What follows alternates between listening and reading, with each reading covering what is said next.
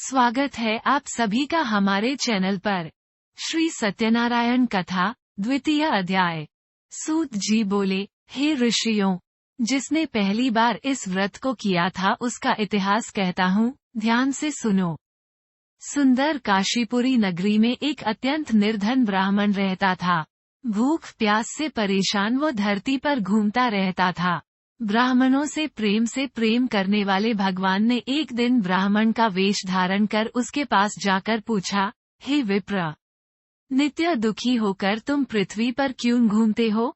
दीन ब्राह्मण बोला, मैं निर्धन ब्राह्मण हूँ, भिक्षा के लिए धरती पर घूमता हूँ।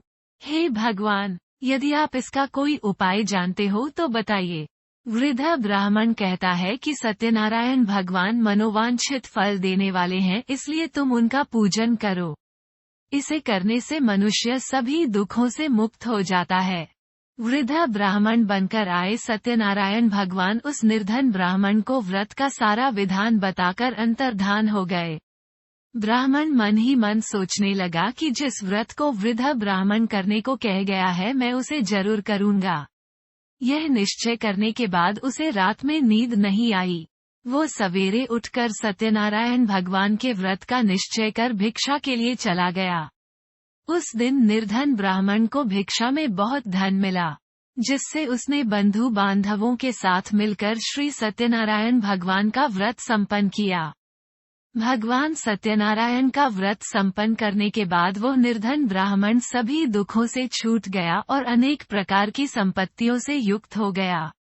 उसी समय से यह ब्राह्मण हर माह इस व्रत को करने लगा।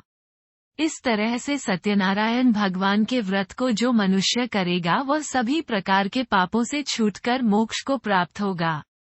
जो मनुष्य इस व्रत को करेगा वह भी सभी दुखों से मुक्त हो जाएगा।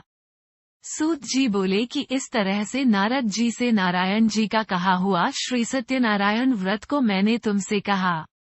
हे विप्रो, मैं अब और क्या कहूँ?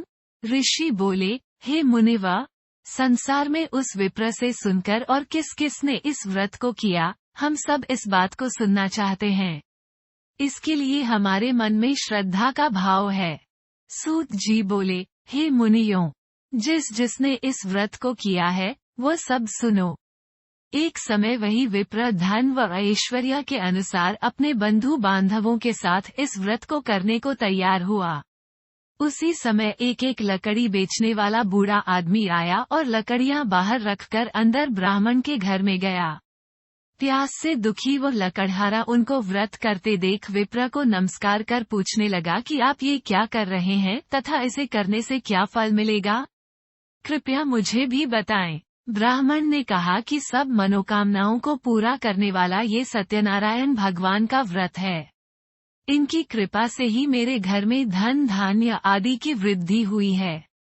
विप्र से सत्यनारायण व्रत के बारे में जानकर लकड़हारा बहुत प्रसन्न हुआ। चरणामृत लेकर वह प्रसाद खाने के बाद वो अपने घर गया। लकड़हारे ने अपने मन में संकल्प किया कि आज लकड़ी बेचने से जो धन मिलेगा उसी से श्री सत्यनारायण भगवान का उत्तम व्रत करूंगा। मन में इस विचार को ले बूढ़ा आदमी सिर पर लकड़ियां रख उस नगर में बेचने गया जहां धनी लोग ज्यादा रहते थे। उस नगर में उसे अपनी लकड़ियों का दाम पहले से 4 गुना अधिक मिलता है। बूढ़ा प्रसन्नता के साथ दाम लेकर केले, शक्कर, घी, दूध, दही और गेहूं का आटा ले और सत्यनारायण भगवान के व्रत की अन्य सामग्रियां लेकर अपने घर गया। वहां उसने अपने बंधु बांधवों को बुलाकर विधि विधान से सत्यनारायण भगवान का पूजन और व्रत किया। इस व्रत के प्रभाव से वह बूढ़ा लकड़हारा धन पुत्र आदि से युक्त होकर संसार के समस्त सुख भोग अंतकाल में बैकुंठ धाम चला गया। इति श्री सत्यनारायण व्रत कथा का द्वितीय अध्याय संपूर्ण।